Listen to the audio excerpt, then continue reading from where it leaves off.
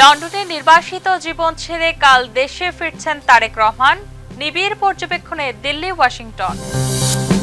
ঢাকা দিল্লির সম্পর্ক জোড়া লাগাতে এবার চাল কূটনীতি। তীব্র উত্তেজনার মাঝেই সম্পর্ক উন্নতির চেষ্টা। তুরস্কে বিমান দুর্ঘটনায় লিবিয়ার সেনাপ্রধান সহ ৮ জন নিহত। মুসলিম বিশ্বে শোকের ছায়া। 2025 সালের অনেক ঐতিহাসিক রহস্যের সমাধান দিল বিজ্ঞান। উত্তর মিলেছে শতাব্দী জুড়ে জমে থাকা নানান প্রশ্নের।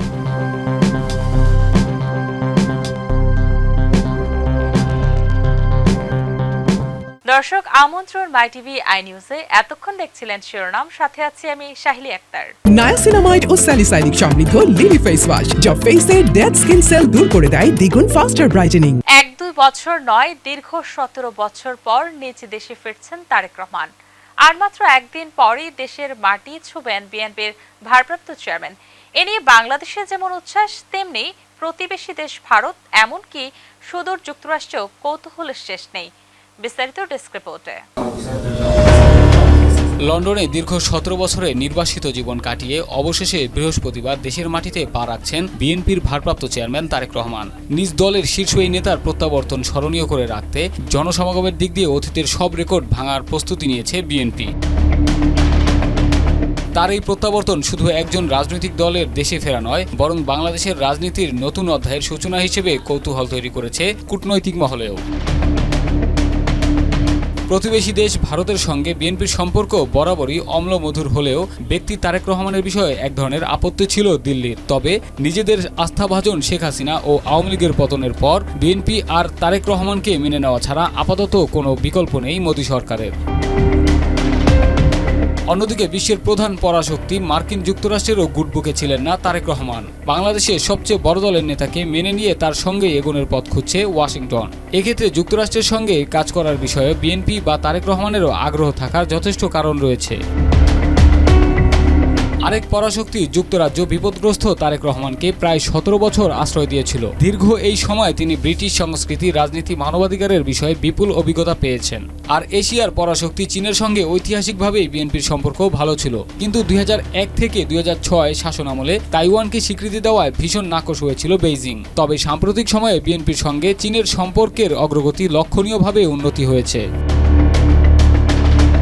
সৌদি আরব সহ মধ্যপ্রাচ্যের আরব দেশগুলোর সঙ্গে বিএনপির প্রতিষ্ঠাতা জিয়াউর রহমানের সময় থেকে ঘনিষ্ঠ বোঝাপড়া ছিল, যা এখনও বহাল আছে বলেই মনে করা হচ্ছে। একে তো পলাতক শেখ হাসিনাকে আশ্রয় দেয়া নিয়ে সম্পর্কের টানাপোড়েন, এরপর ভারত থেকে বাংলাদেশ বিরোধী প্রপাগান্ডা, সব মিলিয়ে দুই দেশের তিক্ততা ইতিহাসের সর্বোচ্চ পর্যায়ে। তবে এর মধ্যে এলো সম্পর্ক উন্নয়নের বার্তা। বাংলাদেশ সরকার ভারত থেকে 50,000 টন চাল আমদানি করার সিদ্ধান্ত নিয়েছে। বিস্তারিত প্রতিবেদনে। থাকবে কেবল জনগণের মুক্ত ও নির্ভীক মত প্রকাশ। ছাত্র জনতার গণ অভ্যুত্থানের মাধ্যমে শেখ হাসিনা দেশ ত্যাগ করে ভারতে আশ্রয় নেওয়ার পর থেকেই নয়াদিল্লির সঙ্গে ঢাকার সম্পর্কে টানাপোড়েন শুরু হয়। প্রভাব পড়ে দুই দেশের রাজনৈতিক এবং বাণিজ্যিক সম্পর্কে। আমদানি রপ্তানিতেও কাটছাট করে দুই দেশের প্রশাসন। সম্প্রতি বাংলাদেশের অভ্যন্তরে কয়েকটি ঘটনা ঘিরে উত্তেজনা দেখা দিয়েছে ভারতে। এতে দুদেশের সম্পর্কের ফাটল যেন আরও বাড়ছে। দেশের বিভিন্ন রাজনৈতিক দলের নেতারা সভা সমাবেশে ভারত নিয়ে অগ্নিঝরা বক্তব্য দিচ্ছেন। ভারতও ছাড় দিচ্ছেন না। তারা নানাভাবে বাংলাদেশ নিয়ে বিভিন্ন হুমকির আভাসে কথা বলছেন।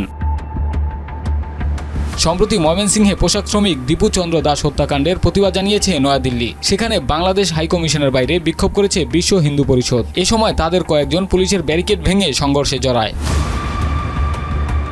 এর আগে শনিবার রাতে দিল্লিতে বাংলাদেশ হাইকমিশনের সামনে গিয়ে বিক্ষোভ করে হিন্দু চরমপন্থীদের একটি দল। এটি বাংলাদেশের সংবাদ মাধ্যমে প্রচারের পর বিষয়টিকে বিভ্রান্তিকর উল্লেখ করে বিবৃতি দিয়েছেন ভারতের পররাষ্ট্র মন্ত্রণালয়ের মুখপাত্র রণধীর জয়সওয়াল।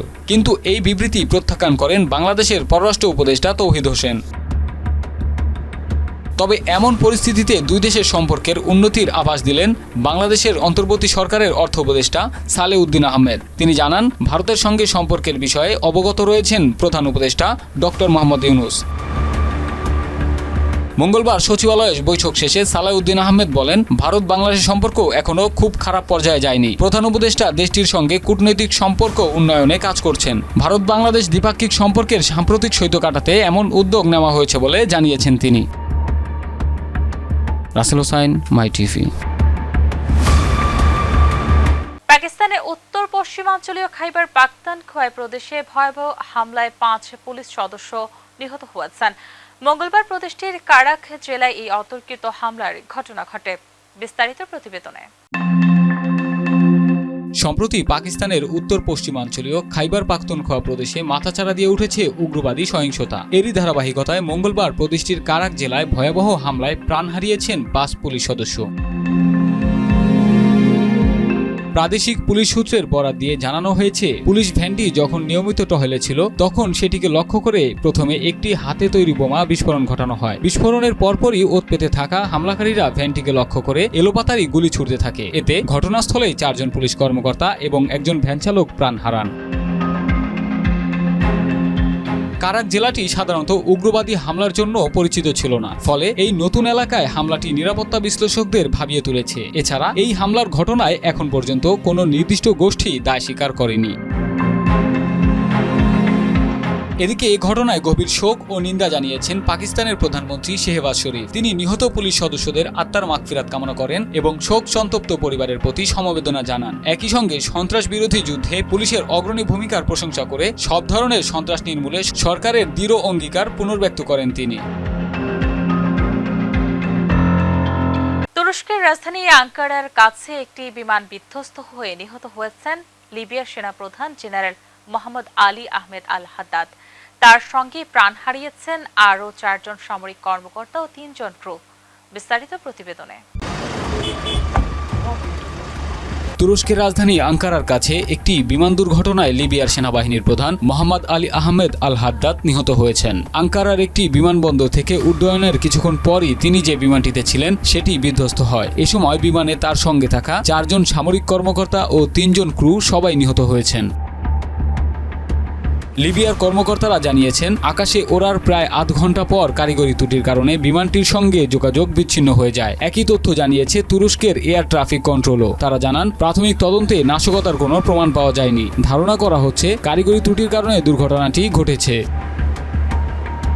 লিবিয়ার প্রধানমন্ত্রী আব্দুল হামিদ দবেইবা সামাজিক যোগাযোগ মাধ্যমে এক বিবৃতিতে আল হাদ্দাদের মৃত্যুর বিষয়টি নিশ্চিত করেছেন। তিনি বলেন, এটি একটি মর্মান্তিক দুর্ঘটনা এবং দেশ ও সেনাবাহিনীর জন্য এটি বড় ক্ষতি।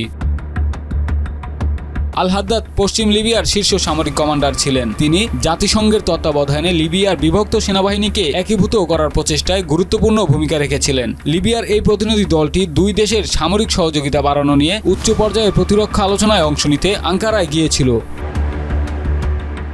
এদিকে বিমান দুর্ঘটনার পর লিবিয়ার জাতিসংঘ স্বীকৃত সরকার 3 দিনের রাষ্ট্রীয় শোক ঘোষণা করেছে। এ সময় জাতীয় পতাকা অর্ধনমিত রাখা হবে এবং সব ধরনের সরকারি অনুষ্ঠান স্থগিত থাকবে। লিবিয়ার শাসক মুয়াম্মার গাদ্দাফির 2011 সালে পতনের পর দেশটিতে গৃহযুদ্ধ শুরু হয়। 2014 সাল থেকে দেশটিতে একই সঙ্গে 2টি সরকার আছে। আব্দুল হামিদ দবেইবা সরকারকে স্বীকৃতি দেয় জাতিসংঘ। 2019 সাল থেকে তুরস্ক এ সরকারের সঙ্গে ঘনিষ্ঠ রাজনৈতিক, সামরিক ও অর্থনৈতিক সম্পর্ক গড়ে তুলেছে। আঙ্কারা এই সরকারকে অর্থনৈতিক ও সামরিক সহায়তা দিয়ে আসছে। রাজধানী কিয়েভ সহ ইউক্রেনের বিভিন্ন অঞ্চলে রাশিয়ার ড্রোন ও ক্ষেপণাস্ত্র দিয়ে ব্যাপক হামলা চালিয়েছে। ভোরে চালানো এই হামলায় অন্তত 3 জন নিহত হয়েছেন। রাশিয়া কিনঝাল ক্ষেপণাস্ত্র ব্যবহার করে ইউক্রেনের জ্বালানি ও বিদ্যুৎ অবকাঠামোকে লক্ষ্যবস্তু করেছে এবং কিছু এলাকা দখলের দাবি করেছে। বিস্তারিত প্রতিবেদনে।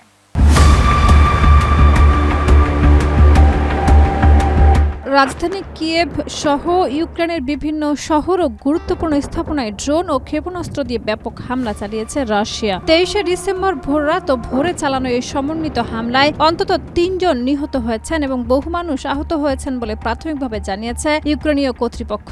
হামলার ফলে আবাসিক এলাকা, বিদ্যুৎ কেন্দ্র ও শিল্পাঞ্চলে বড় ধরনের ক্ষয়ক্ষতি হয়েছে।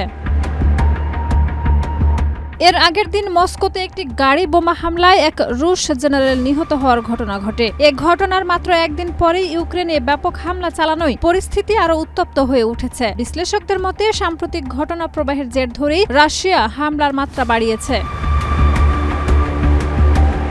রুশ প্রতিরক্ষা মন্ত্রণালয় জানিয়েছে উন্নত প্রযুক্তির কিনঝাল হাইপারসনিক ক্ষেপণাস্ত্র ব্যবহার করে ইউক্রেনের জ্বালানি ও বিদ্যুৎ অবকাঠামোকে প্রধান লক্ষ্যবস্তু করা হয়েছে। একই সঙ্গে তারা দাবি করেছে দেনিপ্রপত্রভস্ক অঞ্চলের অন্দ্রিভোকা এবং খার্কিভ অঞ্চলের প্রাইলিপোকা এলাকা তাদের নিয়ন্ত্রণে এসেছে। তবে এসব দাবির বিষয়ে ইউক্রেনের পক্ষ থেকে এখনো আনুষ্ঠানিক কোনো স্বীকৃতি দেওয়া হয়নি।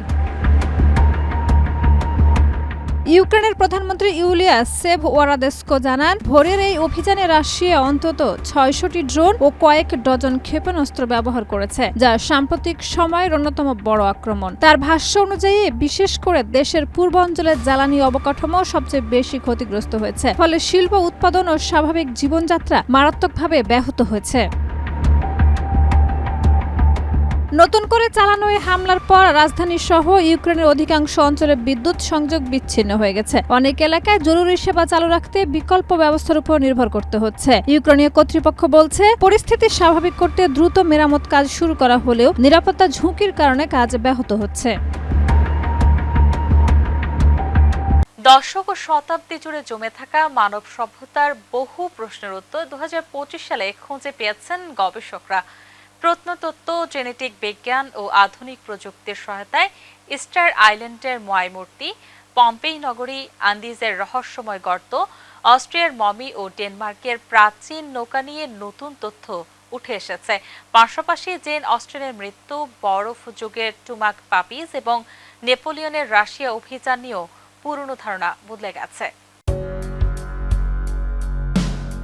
2025 সাল মানব সভ্যতার ইতিহাস অনুসন্ধানে এক উল্লেখযোগ্য বছর হিসেবে চিহ্নিত হয়ে থাকবে।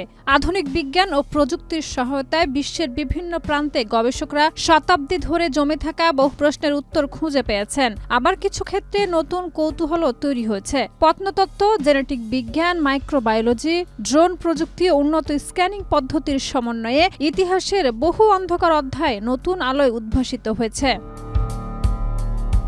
ইস্টার আয়ারল্যান্ডে অসমাপ্ত মোয়াই মূর্তির গবেষণায় জানা গেছে, প্রাচীন পলিনেশীয়রা পরিকল্পিতভাবে পাহাড় কেটে ধাপে ধাপে এসব বিশাল মূর্তি তৈরি করত। এতে তাদের উন্নত প্রকৌশল দক্ষতার প্রমাণ মিলেছে। অন্যদিকে পম্পেই নগরীতে নতুন খননে পাওয়া পাথরের সিঁড়ি আগ্নেয়গিরির উৎপাতের আগে শহর স্থাপত্য ও জীবনযাত্রার সম্পর্কে গুরুত্বপূর্ণ তথ্য দিয়েছে। পেরুর আন্দিজে ছড়িয়ে থাকা প্রায় 5200টি রহস্যময় গর্ত নিয়ে নতুন গবেষণায় ধারণা পাওয়া গেছে। এগুলো পরিকল্পিত কৃষি বা সংরক্ষণ ব্যবস্থার অংশ হতে পারে। পাশাপাশি জেন অস্টেনের মৃত্যুর কারণ জানতে তার লেখা ভাষা বিশ্লেষণ করে নতুন প্রশ্ন তুলেছেন গবেষকরা। এছাড়া অস্ট্রিয়ার এক গির্জায় সংরক্ষিত রহস্যময় মমির পরিচয় নিশ্চিত হয়েছে। তিনি ছিলেন অভিজাত ব্যক্তি ফ্রাঞ্জ জাভের সিলভার ফন রেজেনেক, যার দেহ সংরক্ষণ পদ্ধতি ও মৃত্যুর সম্ভাব্য কারণও চিহ্নিত করা গেছে। ডেনমার্কের প্রাচীন হিওট স্প্রিং নৌকা বিশ্লেষণে জানা গেছে, এটি 2000 বছরেরও বেশি আগে যুদ্ধের কাজে ব্যবহৃত হতো এবং এতে পাওয়া আঙ্গুলের ছাপ তৎকালীন নাবিকের অস্তিত্বের প্রমাণ। পাশাপাশি গবেষণায় নিশ্চিত হয়েছে আর্নেস্ট শ্যাকলটনের জাহাজ HMS অ্যান্ডি উন্সের কাঠামোগত দুর্বলতার কারণেই ডুবে গিয়েছিল। এছাড়া জেনেটিক গবেষণায় প্রমাণ মিলেছে, বরফ যুগের 14,000 বছর পুরনো টুমাট পপিজ আসলে গৃহপালিত কুকুর নয়, বরং নেকড়ে শাবক ছিল। অন্যদিকে 1812 সালে নেপোলিয়নের রাশিয়া অভিযানে ফরাসি সেনাদের ব্যাপক প্রাণহানির পেছনে টাইফাসের পাশাপাশি প্যারাটাইফয়েড ও রিল্যাপসিং ফিভারের মতো রোগের বড় ভূমিকার নতুন প্রমাণ পাওয়া গেছে। সব মিলিয়ে 2025 সাল বিজ্ঞানের সহায়তায় ইতিহাসের বহু অজানা অধ্যায় উন্মোচন করেছে এবং মানব সভ্যতার দীর্ঘ, জটিল ও বিস্ময়কর পথ চলা সম্পর্কে আমাদের বোঝাপড়াকে আরও সমৃদ্ধ করেছে। সৌদি আরবের লোহিত সাগরের একটি দ্বীপে দুটি বিলাসবহুল ভিলা কিনেছেন ফুটবল তারকা ক্রিস্টিয়ানো রোনালদো। তার সঙ্গে জর্জিনা রদ্রিগেজকে নিয়ে রেড সি রেসিডেন্স কমিউনিটিতে যুক্ত হয়েছেন তিনি। বিস্তারিত প্রতিবেদনে। সৌদি আরবের লোহিত সাগরের বুকে এক টুকরো স্বর্গীয় দ্বীপ নুজুমা বিশ্বের ধনীদের অন্যতম প্রিয় গন্তব্য হিসেবে পরিচিত এই দ্বীপ। সেখানেই বিলাসবহুল আবাসন গড়ে তুলেছেন ফুটবল মহাতারকা ক্রিস্টিয়ানো রোনালদো। রোনালদোর কেনা ভিলা রেড সি ইন্টারন্যাশনাল প্রকল্পের অংশ। ভিলাগুলো ব্যক্তিগত দ্বীপে গড়ে তোলা। মূল ভূখণ্ড থেকে সেটির দূরত্ব প্রায় ২৬ কিলোমিটার। সেখানে যাতায়াতের একমাত্র উপায় নৌকা বা সি প্লেন। প্রথম সফরেই রোনালদো ও জর্জিনা এই দ্বীপের সঙ্গে গভীর সম্পর্ক অনুভব করেন। দ্বীপটির প্রাকৃতিক সৌন্দর্য তাদের মুগ্ধ করে। এখানে তারা শান্তি ও প্রশান্তি খুঁজে পেয়েছেন। এই দম্পতি একটি ৩ শয়নকক্ষের ভিলা কিনেছেন পারিবারিক ব্যবহারের জন্য। পাশাপাশি একটি ২ শয়নকক্ষের ভিলাও কিনেছেন। তারা রিসোর্টটির প্রথম দিকের মালিকদের একজন। ভিলা মালিক হওয়ায় তারা যে কোনো সময় এখানে এসে নিরিবিলি সময় কাটাতে পারবেন।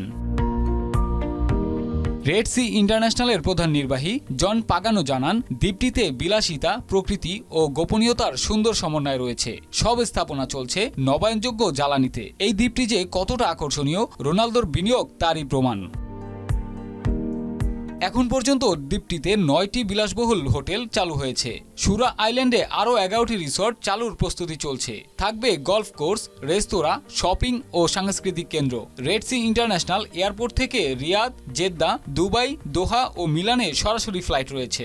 তাই বিশ্ব তারকাদের জন্য এটি হয়ে উঠেছে নিরাপদ ও নিরিবিলি অবকাশ কেন্দ্র। দর্শক, এ ছিল আজকের মাই টিভি আই নিউজ। ধন্যবাদ এতক্ষণ সাথে থাকার জন্য।